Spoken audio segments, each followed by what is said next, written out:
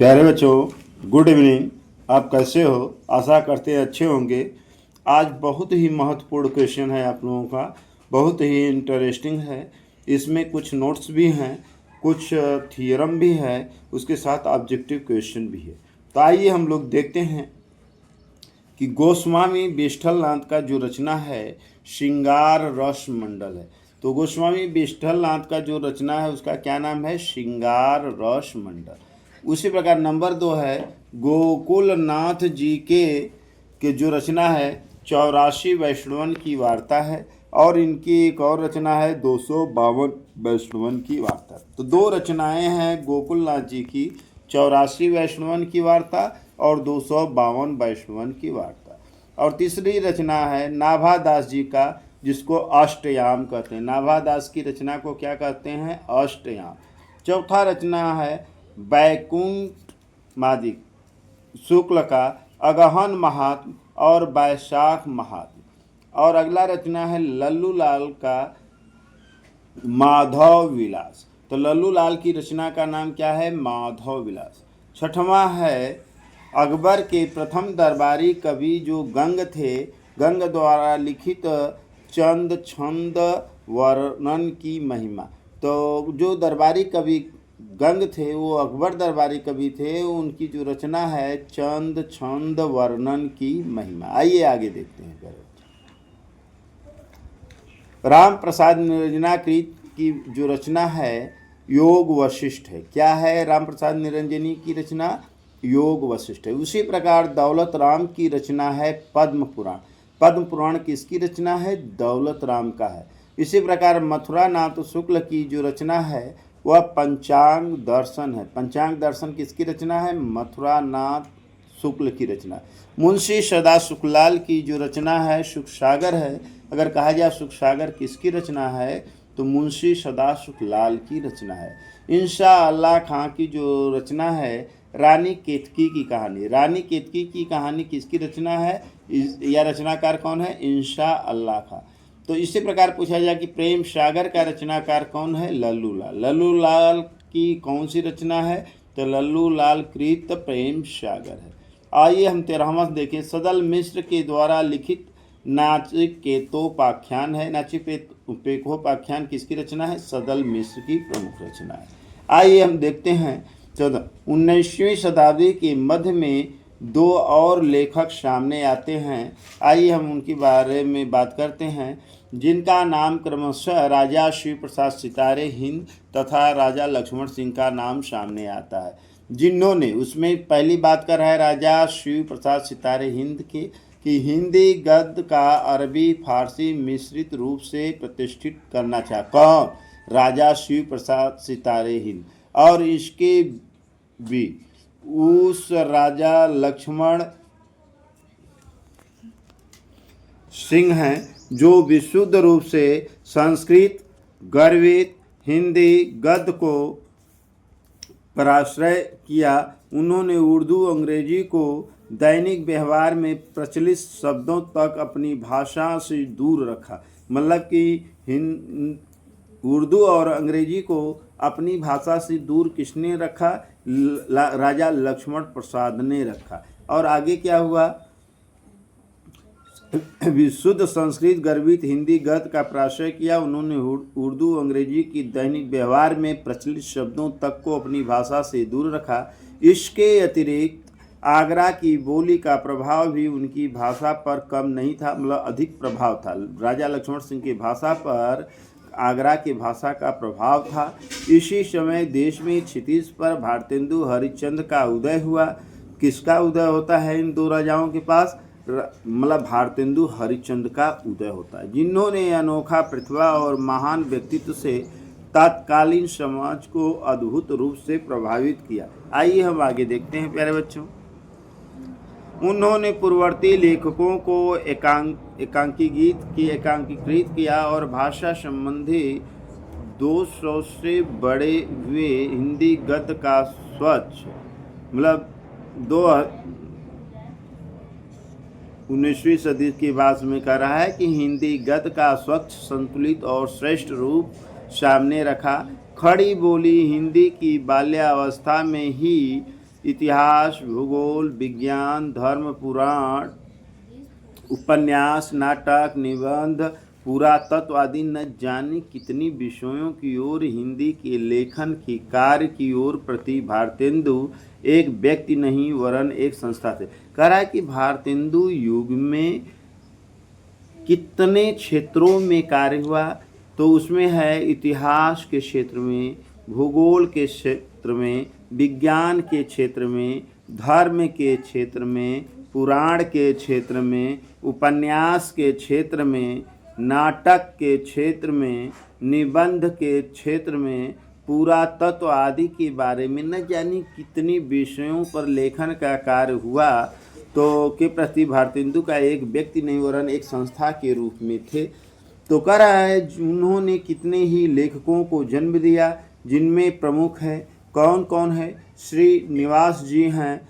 कौन कौन है प्यारे बच्चों, इसको अंडरलाइन करके देखें। श्रीनिवास दास हैं, बालकृष्ण भट्ट हैं, प्रताप नारायण मिश्र हैं, राधा कृष्ण दास हैं, कीर्ति प्रसाद खत्री हैं, राधाचरण गोस्वामी हैं, बद्री नारायण चौधरी प्रेमघन हैं। भारतेंदु युग के ये लोग प्रमुख हैं।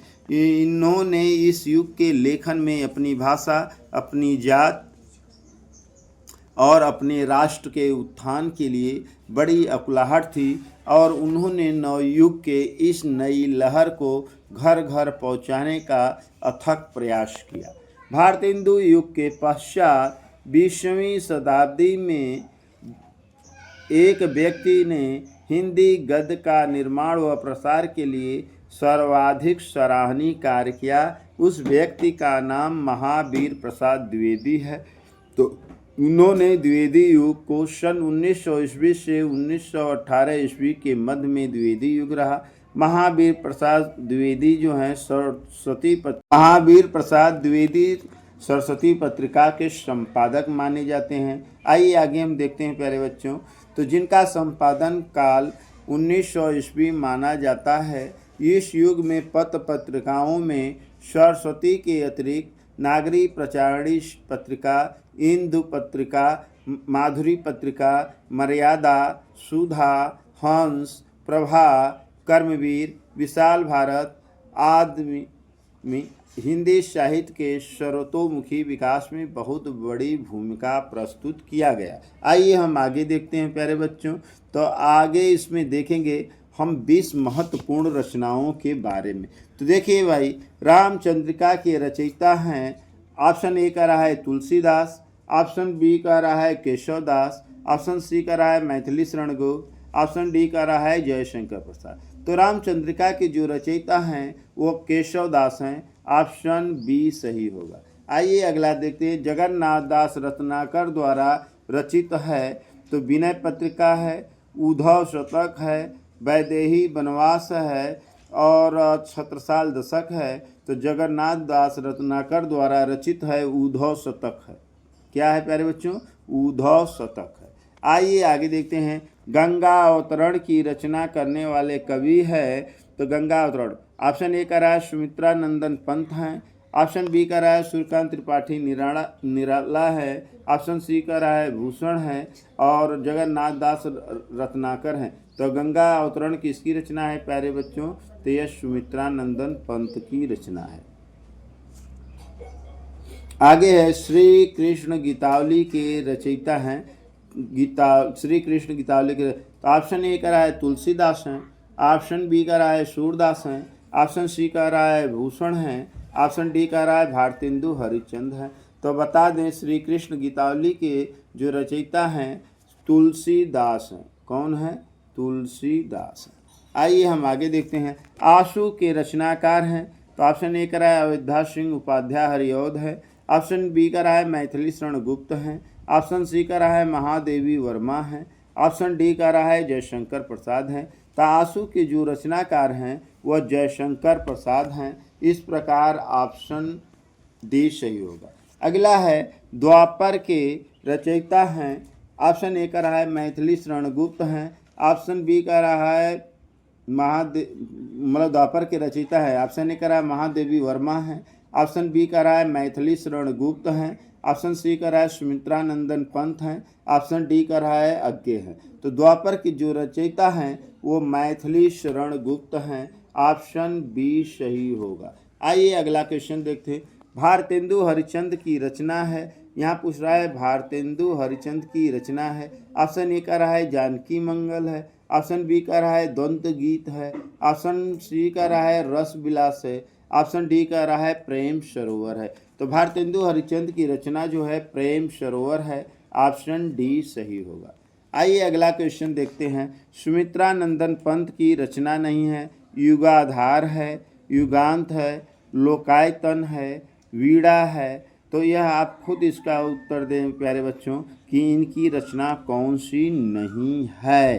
तो आप खुद सोच सकते हैं, 3 रचनाएं इनकी हैं, 1 रचना इनकी नहीं है। आइए हम आगे देखते हैं। तो भारतेंदु हरिश्चंद्र की रचना है, तो कह रहा है वैदेही हिंसा हिंसा न भवति, काली कौतुक, नूतन ब्रह्मचारी, प्रेम मोहनी। तो भारतेंदु हरिश्चंद्र की रचना है वैदिक हिंसा हिंसा न भवत। आइए अगला रचना देखें। कौन सा कवि अष्टछाप का नहीं है? तो इसमें दिया है परमानंद, नंददास, नाभादास, चतुर्भुजदास। तो इसमें कौन नहीं है प्यारे बच्चों? तो इसमें चतुर्भुज दास नहीं है। कौन नहीं है? चतुर्भुज दास नहीं है। आइए आगे देखते हैं। ऋक् काल के किस कवि ने वीर रस की रचना की? तो ऋत काल में क्या घनानंद ने किया, क्या भूषण ने किया, क्या बिहारी ने किया, क्या सेनापति ने किया? तो ऋत काल के वीर रस की रचना जो किया था घनानंद ने किया था, ऑप्शन ए सही होगा। आइए अगला देखते हैं। जायसी का पद्मावत किस भाषा में लिखा गया है? तो कह रहा है कि यह अवधी भाषा में है, यह ब्रज भाषा में है, यह खड़ी बोली में है, यह फारसी में है। तो जो जायसी कृत है यह ब्रज भाषा का प्रयोग है। किसका? ब्रज भाषा में। आइए अगला देखिए। तार सप्तक के संपादक हैं, तो ऑप्शन ए का रहा है निराला, ऑप्शन बी का रहा है महादेवी वर्मा, ऑप्शन सी का रहा है अज्ञे, ऑप्शन डी का रहा है श्याम नारायण पांडे। तो तार सप्तक का जो संपादक है अज्ञे माने जाते हैं, ऑप्शन सी सही होगा। आइए अगला देखें। कामायनी महाकाव्य के रचयिता हैं, ऑप्शन ए का रहा है सुमित्रा नंदन पंत, ऑप्शन बी का रहा है निराला, ऑप्शन सी का रहा है जयशंकर प्रसाद, ऑप्शन डी का रहा है धर्मवीर भारती। तो कामायनी महाकाव्य है जिसके रचनाकार जयशंकर प्रसाद हैं, और इनमें जो हैं जयशंकर प्रसाद की जो रचना महाकामायनी है यह एक महाकाव्य है। इसमें कुल सर्गों की संख्या 15 है, 15 सर्ग में लिखा गया है। आइए हम आगे देखते हैं। अनामिका के रचयिता हैं महादेवी वर्मा, सुमित्रा नंदन पंत, निराला, अज्ञे। तो यह किसकी रचना है अनामिका? तो यह निराला की रचना है प्यारे बच्चों। किसकी है? निराला की रचना है। आगे देखते हैं। निम्नलिखित में से प्रयोगवादी कवि कौन है? भूषण हैं, बिहारी हैं, सुमित्रा नंदन पंत हैं, अज्ञे हैं। तो हम बता दें प्रयोगवादी कवि के रूप में अज्ञे को जाना जाता है। इनका कार्यकाल 1943 ईस्वी से 1960 के बीच तक रहा है। आइए देखते हैं, ऑप्शन डी सही होगा। अगला क्वेश्चन है। रीतिबद्ध काव्य के कवि हैं। रीतिबद्ध तो बिहारी हैं, माखनलाल चतुर्वेदी हैं, भिखारी दास हैं, ठाकुर हैं। तो रीतिबद्ध काव्य के जो कवि हैं वो बिहारी दास हैं, ऑप्शन ए सही होगा। क्या सही होगा? ऑप्शन ए सही होगा। आइए आगे हम देखते हैं। भक्ति काल की रचना है। तो भक्ति काल की, यहाँ लाल लिखा है बेटा, लाल नहीं काल होगा। भक्ति काल की रचना है। क्या साकेत है, क्या विनय पत्रिका है, क्या लहर है, क्या प्रेम माधुरी है? तो भक्ति काल की जो रचना है वह विनय पत्रिका है। यह तुलसीदास द्वारा रचित है, एक महत्वपूर्ण पत्रिका है, एक महत्वपूर्ण ग्रंथ है। आइए हम अगला क्वेश्चन देखें। कुमार रासो के रचनाकार हैं चंद्रवरदाई, दलपति विजय, मंझन, जगनी। तो कुमार रासो के रचनाकार दलपति विजय को माना जाता है। तो आज के लिए इतना ही प्यारे बच्चों। तो यह वीडियो कैसा लगा इसको आप शेयर करें, लाइक करें, कमेंट करना न भूलें। जय हिंद, जय Bharat. Thank you so much nice.